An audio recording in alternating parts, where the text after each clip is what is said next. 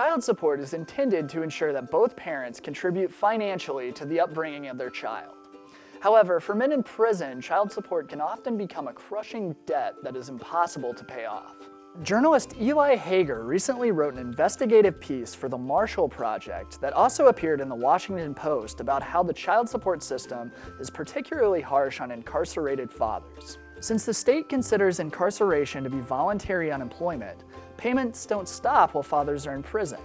Once they're released, they often face an insurmountable amount of arrears. When they come out, they just felt overwhelmed by the debt, especially when it was pursued aggressively by the child support agency, and a lot of times it encouraged them to, kind of go underground or to, avoid the formal economy and find other ways to make cash because there was no way to formally have a job without losing 70% of your 65-70% of your paycheck to these arrears accumulated during prison.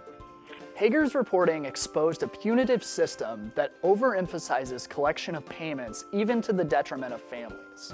I think the most problematic aspect of how it operates now is how it operates on a moralistic model instead of a practical model, and it's all about deadbeat dads. We're going to go after you no matter what, because it's your fault, and the poverty of these families is the fault of the fathers.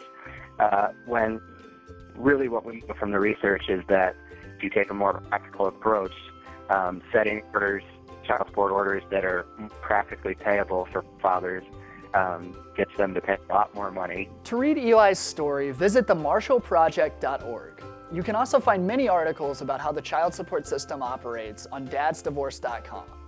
That'll do it for another edition of Dad's Divorce Live. I'm Sean Garrison, editor of DadsDivorce.com. We'll see you next time.